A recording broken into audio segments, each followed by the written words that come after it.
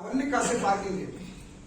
నేను చెప్పేది నిజం అనిపిస్తే మాత్రం కంటిన్యూ చేయండి. లేదు సార్ ఇది ఏదో అబద్ధంగా ఉంది, మీరు చెప్పే మాటకి నిజానికి చాలా దూరం ఉంది అనిపిస్తే మాత్రం ఎప్పుడే హ్యాండిల్ చేసుకొచ్చినాయండి.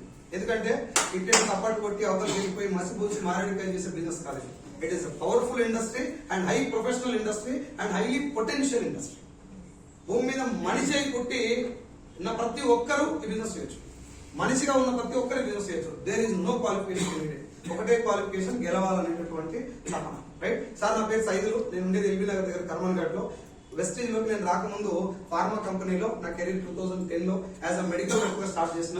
డాక్టర్స్ దగ్గరికి వెళ్ళి బ్యాగ్ పెట్టుకొని బుక్ తీసి డాక్టర్లకు ప్రొడక్ట్ ప్రమోట్ చేయడం నా బేసికల్ డ్యూటీ. అందులోనే తెలంగాణ రీజనల్ సేల్స్ మేనేజర్ వరకు వెళ్ళిన. నా జీతం 50,000. Right, 4,500 was my first salary in the year of 2010. 2010లో నా జీతం 4,500. అక్కడి నుంచి 2013లో ప్రమోషన్ వచ్చింది. అప్పుడు నా సాలరీ 25,000. 2017లో మళ్ళీ ప్రమోషన్ వచ్చింది. అప్పుడు తెలంగాణ మొత్తానికి regional manager. My salary was 50,000. Right, 4,500 నుంచి 50,000 వెళ్ళడం, మెడికల్ రెప్ నుంచి సేల్స్ మేనేజర్ స్థాయికి వెళ్ళడం, ఇవన్నీ నెత్తి మీద కొన్ని కిరీటాలు తీసుకొస్తే తీసుకురావాలి. అర్థమైందా నేను మాట్లాడుతున్నా? కొంచెం మాట్లాడే విధానం మారటం. స్టార్టింగ్ లో జాబ్కి వెళ్ళడం పెట్టుకుంటుంది sir, good morning sir, good morning sir అంటాం. తర్వాత ఇట్లా అయిపోతా ఆటోమేటిక్ బయటకు వచ్చేస్తాయి. రైట్, ఊళ్ళో కలవడం అనుకో, ఏం చేస్తున్నాడు సో అదో పెట్టిస్తాను. మనకు దిక్కులేదని తెలియదు ఆయన కాబట్టి ఊళ్ళో పెట్టాను. నేను ఎందుకు చెప్తున్న ఈ మాట కూడా మీకు వివరిస్తాను. ఎందుకంటే ఈ గ్యాప్ లో 2010 నుంచి 2021 దాకా లాక్డౌన్ వచ్చే కంటే ముందు నా ఫ్రెండ్స్ నాకు చెప్పినటువంటి ఒక కామన్ పాయింట్ ఏంటంటే, సైజులో ఒకటే ఆదాయం మీద డిపెండ్ అయితే చాలా డేంజర్, నువ్వు చాలా పెద్ద రిస్క్ లో ఉన్నట్టు. ఈ మాట నాకు కొన్ని 100 సార్లు చెప్పారు. ఎట్లా చెప్పారంటే ఒక్క ఆదాయం రిస్క్. ఇంకో మాట ఏమంటే ఏమన్నా అయితేరా, ఏమన్నా అయితేరా, ఏమన్నా అయితేరా, ఏమన్నా అయితే అంటే నువ్వు చస్తే డైరెక్ట్ గా అంటే ఫీల్ అవుతాం కదా, ఏం మీకున్న ఫీలింగ్ ఎక్కువ మనకు.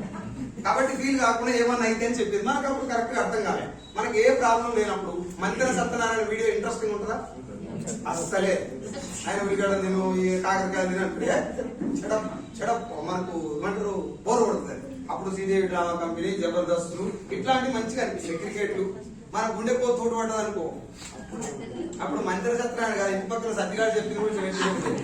సో మనిషి అవసరానికి అంటే జీవితం సగనాగిపోయిన తర్వాత మంచి విషయం గుర్తొస్తుంది. ఎస్ఆర్ అవకాశాలు కూడా ఎవరు పట్టుకుంటారు అంటే, పెళ్లి కాకుండా బండ్లు ఏం కొట్టుకోరు, పల్సర్, డ్యూకు, పంకు, ఆ బుల్లెట్ తక్కువ, చాలా తక్కువ. బుల్లెట్ చాలా తక్కువ. ఇంకా ట్రిగ్గర్, చాలా ఖతర్నాక్ బండ్లు కొంటారు. సౌండ్ ఎట్లుంటుంది నడిపేటప్పుడు, బండ పెడతారు. పెళ్లి కాగానే యూనికార్, క్యాషల్ ప్లేస్, మెటల్ ప్లేస్, డీలక్స్ సౌండ్ అంటారా. ఈ గ్యాప్ ఏమైంది? ముడి పెట్టి ముడేసింది. రైట్, దీనికి అర్థం ఏంటంటే బాధ్యత ఉన్నోడు ఆటోమేటిక్ సెట్ అవుతాడు. బాధ్యత ఉన్నోడు భయపడతాడు. భయపడ్డోడు అవకాశాన్ని అందిపుచ్చుకుంటాడు. ఇది మీరు కరెక్ట్ అనిపిస్తే ఒకసారి క్లాస్ కొట్టారు.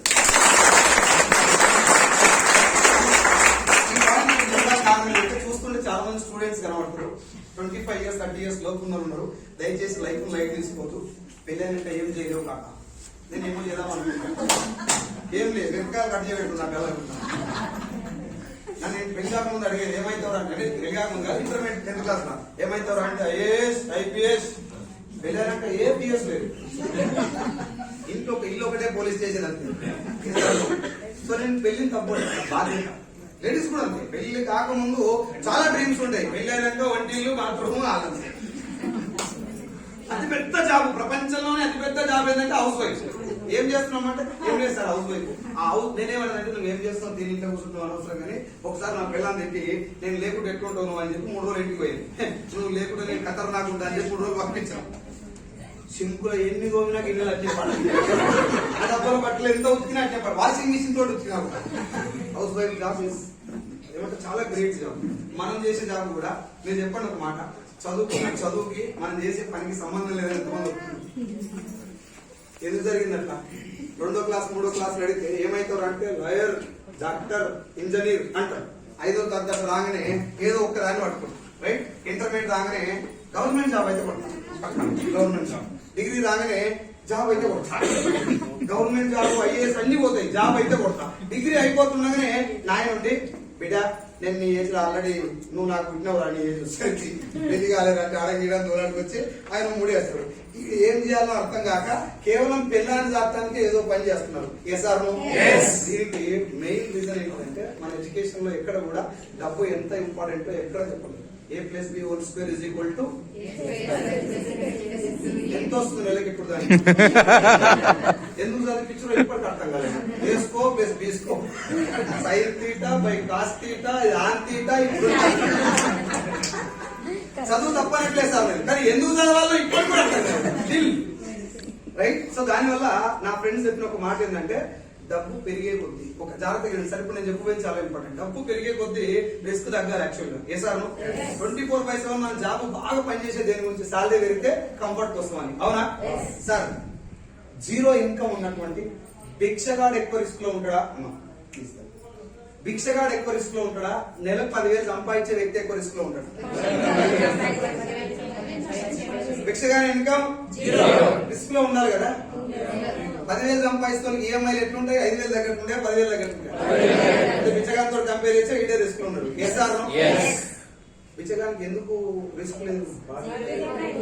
ఈఎంఐ లేవు, ఇంటి రెంట్ లేదు, పాల బిల్లు లేదు, నో షాపింగ్, అన్నింటి నుంచి అది వెళ్ళం లేదు. కాబట్టి ఇవి లేవు. సరే బిచ్చపోతాను కంపేర్ చేద్దాం, పక్కన పెడదాం. Let us come to the point. 10,000 సంపాదిస్తాడు ఎక్కువ రిస్క్ లో ఉంటాడా? నెలకు ₹1,00,000 జీతం ఉన్నాడు ఎక్కువ రిస్క్ లో ఉంటాడు? జీతం పెరిగే కొద్దీ రిస్క్ తగ్గాలి. ఇక్కడ చూడండి, జీతం పెరిగే కొద్దీ రిస్క్ ఏ స్థాయిలో పెరుగుతుందో తెలుసా? 6 నెలలు జీతం రాకపోతే 10,000 శాలరీ ఉన్నానికి అప్పు 60,000 అయింది. ₹1,00,000 శాలరీ ఉన్నానికి 2 నెలలు రాకపోతే అప్పు. పొద్దున నేను ర్యాపిడో బుక్ చేసి మెట్రో స్టేషన్ దాకా వచ్చిన, వెళ్ళిన కర్మం కట్టించి వెళ్ళినాను. జనరల్ గా అడగటం నేను ఏం చేస్తావు అని అడిగితే సాఫ్ట్వేర్ ఇంజనీర్ అన్నా. ఏ ర్యాపిడో డ్రైవర్ సాఫ్ట్వేర్ ఇంజనీర్ అన్నా. మొన్నే పోగిరు లే ఆఫ్ అంట, దానికి పీకేసీ అని చెప్తా. లే ఆఫ్స్ అంటే పీకిరాయి. జీతం ఎంత అన్నాడు? 95,000 ఉండే సార్. ఏంది ఇప్పుడు పరిస్థితి? ఒకవేళ ఆయన జీతం 5,000 ఉంటే పెద్దగా పీకేసిన కూడా బాధపడుతున్నారు. జీతం పెరిగినప్పుడు పీకేస్తే చూడండి, 95,000 నేను ఈఎంఐలు ఎంతున్నానంటే అటు తక్కువ మొత్తం 95,000 దాకా ఈఎంఐ. మరి ఇప్పుడు ఏం చేస్తున్నా అంటే డే అండ్ నైట్ ట్రాక్ లో పడుతుంది. నేను ఏ జాబ్ తక్కువ అంచనా లేదు. ఉద్యోగం చెడ్డది కాదు, కానీ నీ బలం ఉద్యోగం. నీ 30,000 కెపాసిటీ కాదు. మన దౌర్భాగ్యం ఏంటంటే ఫిక్స్ అయిపోయినాం. 30,000 వస్తే ఈఎంఐలో లెక్క చదువుకోవాలని ఫిక్స్ అయిపోయింది చాలా మంది, నాతో సహా. నేను కూడా 2010 నుంచి 2021 దాకా వచ్చిందని పెద్ద బతకాలి. ఇంకోటి ఏంటంటే వీడియోస్ కూడా అవే చూసేది యూట్యూబ్ లో. వచ్చిన శాలరీని ఎట్లా పొందుకు చేయాలి. ఖర్చులు పెరిగే కొద్దీ మన శాలరీ సరిపోదనే విషయం అందరూ తెలుసు. నాకు చిన్న విషయం చెప్పండి సార్. నిత్యావసర వస్తువులు ధరలు పెరుగుతున్నాయి అనేది అందరి మాట, అది మీకు కూడా తెలుసు. నిత్యావసర వస్తువులు అంటే ఏం రాస్తారు పేపర్లో? కందిపప్పు, మినపప్పు, సబ్బులు, సరుకులు, షాంపులు, పేస్టు, ఆవకాయ, అరగడ, చింతపండు, రైట్.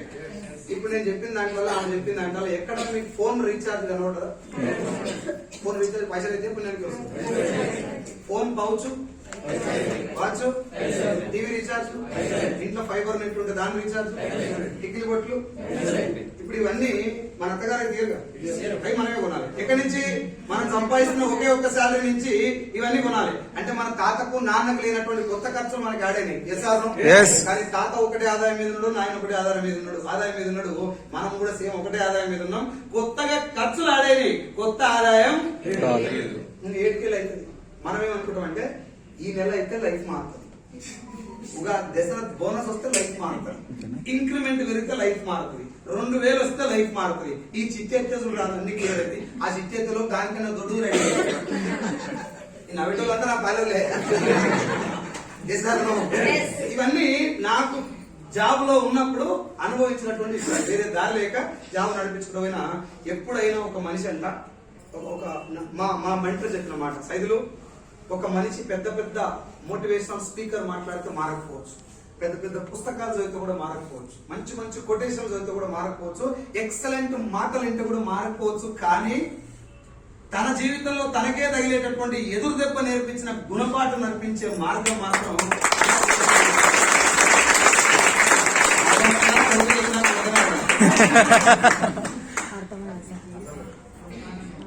సార్ కొంచెం వెయిట్ తగ్గండి సార్, షుగర్ గిట్ల అటాక్ అయితే ఇబ్బంది అవుతుంది అని చెప్పి చెప్తే